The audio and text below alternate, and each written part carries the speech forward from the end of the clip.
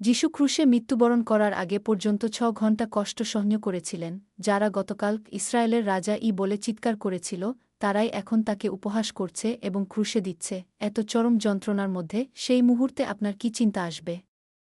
এমনকি এই অন্যায্য পরিস্থিতিতেও যিশু রাগ প্রকাশ করেননি বা জিজ্ঞাসা করেননি, তুমি এটা কিভাবে করতে পারো? পরিবর্তে তিনি শেষ পর্যন্ত আত্মার প্রতি ভালোবাসা ঘোষণা করার জন্য তার শক্তি ঢেলে দিয়েছিলেন।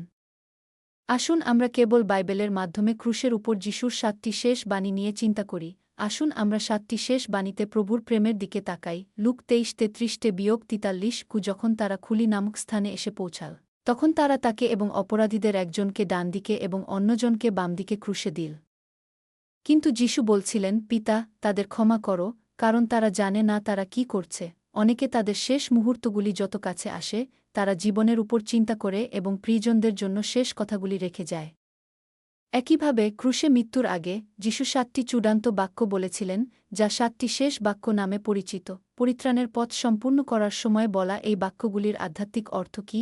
আজ আমরা এই বাক্যগুলির প্রথম এবং দ্বিতীয় বাক্যটি দেখব। প্রথম বাক্য, পিতা, তাদের ক্ষমা করুন, কারণ তারা জানে না তারা কি করছে।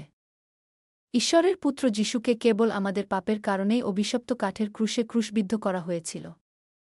এই সত্য সম্পর্কে অজ্ঞ রোমান সৈন্য এবং ইহুদিরা তাকে একজন জঘন্য অপরাধী বলে উপহাস করেছিল। তারা নির্দোষ যিশুকে উপহাস করেছিল, যিনি কেবল সৎকর্ম করেছিলেন, এই বলে তিনি অন্যদের রক্ষা করেছিলেন। যদি তিনি ঈশ্বরের খ্রিস্ট, তার মনোনীত ব্যক্তি হন, তবে তিনি নিজেকে রক্ষা করুন। এমনকি তার শেষ মুহূর্তে যিশুর করুণা ছিল। তিনি বলেছিলেন, পিতা, তাদের ক্ষমা করুন, কারণ তারা জানে না তারা কি করছে, এবং ঈশ্বরের কাছে ক্ষমা চেয়েছিলেন। ইচ্ছা করলে যিশুর ক্রুশ থেকে নেমে আসার ক্ষমতা ছিল, বরং ঈশ্বরের ইচ্ছা এবং পরিত্রাণের পরিকল্পনা পূরণ করার জন্য তিনি কষ্ট ও লজ্জা সহ্য করেছিলেন। লোকেরা বুঝতে পারেনি যে ঈশ্বরের পুত্র হিসেবে যিশু তাদের পাপের প্রায়শ্চিত্ত করার জন্য ক্রুশে ছিলেন। তারা তাদের পাপের পরিমাণ বুঝতে পারেনি। সেই কারণেই যিশু ক্রুশে প্রথমে তাদের ক্ষমা প্রার্থনা করেছিলেন, বলেছিলেন, পিতা, তাদের ক্ষমা করুন। তারা কি কেবল তাদেরই নয় যারা যিশুকে ক্রুশে দিয়েছিলেন এবং উপহাস করেছিলেন, বরং অন্ধকারে থাকা সমস্ত মানবজাতিকে বোঝায় যারা খ্রিস্টকে প্রত্যাখ্যান করে।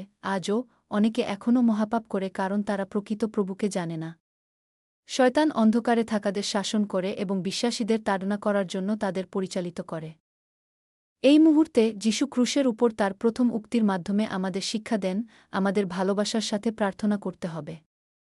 মথি 5:44 পদে যিশু আদেশ দেন, কিন্তু আমি তোমাদের বলছি, তোমাদের শত্রুদের ভালোবাসো এবং যারা তোমাদের তাড়না করে তাদের জন্য প্রার্থনা করো। ভালোবাসার সাথে ক্ষমা করে এবং আন্তরিকভাবে প্রার্থনা করে আমরা অন্যদের পরিত্রাণে পৌঁছাতে সাহায্য করি, যা ঈশ্বরের ইচ্ছা। এরপর দ্বিতীয় উক্তিটি হল, আমি তোমাদের সত্যি বলছি, আজই তুমি আমার সাথে স্বর্গে থাকবে। গোলগোথায় যিশুর ক্রুশ মাঝখানে ছিল, দুই পাশে দুজন অপরাধী ছিল।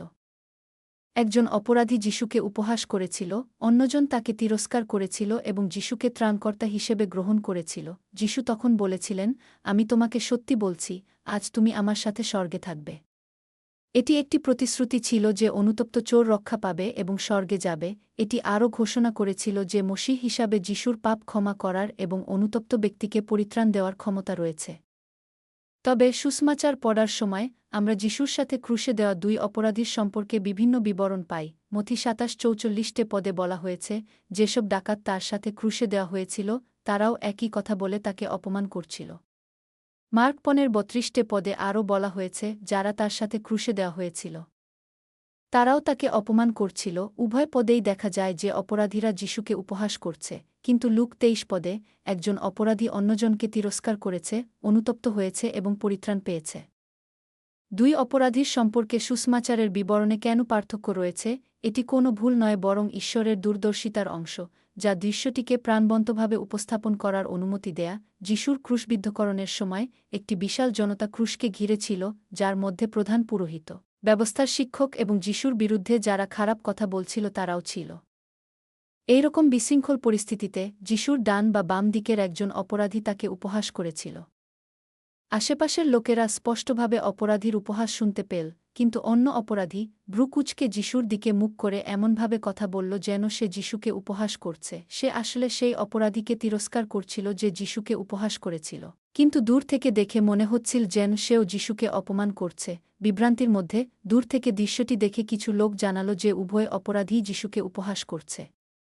যারা পরিস্থিতি সম্পর্কে সঠিকভাবে জানতেন তারা সঠিকভাবে জানিয়েছেন যে একজন অপরাধী অনুতপ্ত হয়েছিল এবং যিশুর সাথে কথা বলার পর রক্ষা পেয়েছিল। ঈশ্বর সুসমাচারের ভূত লেখকদের ভবিষ্যৎ প্রজন্মের সত্য বুঝতে পার্থক্য লিপিবদ্ধ করার অনুমতি দিয়েছিলেন। তাহলে যিশু কেন অনুতপ্ত অপরাধীকে কি স্বর্গে কি না বলে কি আজ তুমি আমার সাথে স্বর্গে কি থাকবেন বলে বললেন?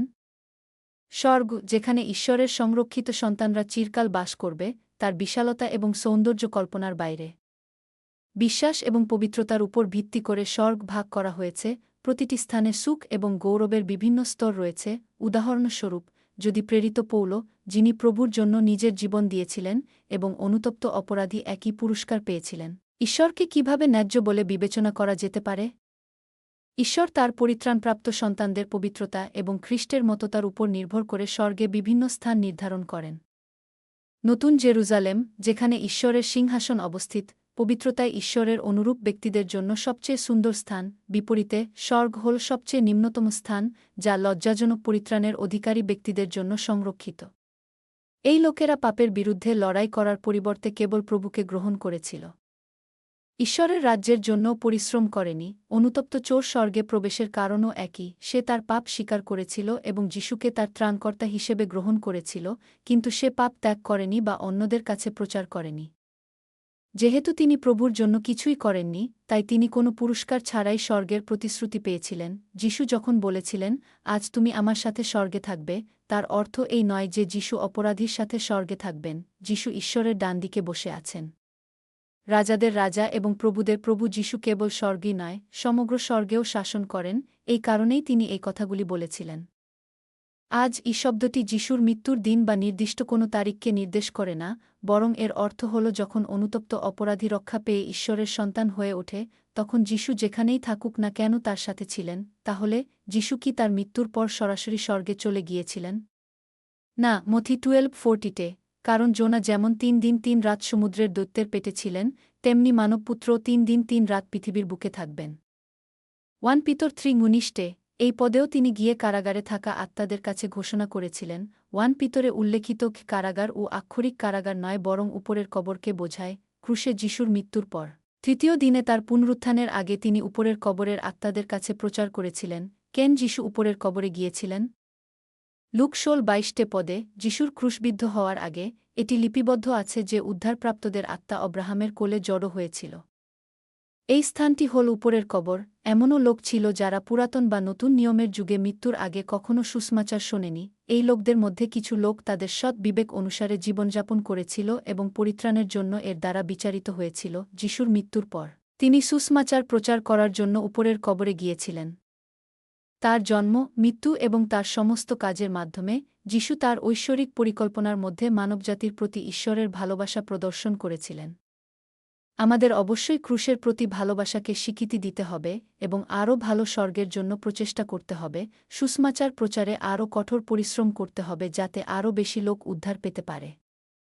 তোমার জন্য প্রার্থনা করি, প্রিয় স্বর্গীয় পিতা, তুমি আমাদের জন্য প্রভুকে দিয়েছ, আর ক্রুশে তার মৃত্যু, তার স্বীকারোক্তির প্রতিটি শব্দ আমাদের জন্য ভালোবাসা এবং মহান অনুগ্রহ ছিল। এই অনুগ্রহ লাভ করার পর আমরা যেন এখন তার কথার আধ্যাত্মিক অর্থ বুঝতে পারি। যারা আমাদের আঘাত করেছে তাদের ক্ষমা করার জন্য আমাদের ভালোবাসা দান করো। যেহেতু তুমি আমাদের রক্ষা করেছ এবং স্বর্গ প্রদান করেছ, অনুতপ্ত অপরাধীর স্বর্গের পিছনে ছুটতে আমাদের সাহায্য করো না। কিন্তু নতুন জেরুজালেম, সবচেয়ে সুন্দর স্বর্গ, যেখানে তোমার সিংহাসন অবস্থিত, আমরা যেন ধন্য সাধু হয়ে উঠি যারা তোমার সাথে চিরন্তন প্রেম ভাগ করে নেয়। আমরা তোমাকে ভালোবাসি এবং তোমার মহান প্রেমের জন্য ধন্যবাদ জানাই। আমাদের প্রভু যীশু খ্রিস্টের নামে আমি প্রার্থনা করি। আমিন।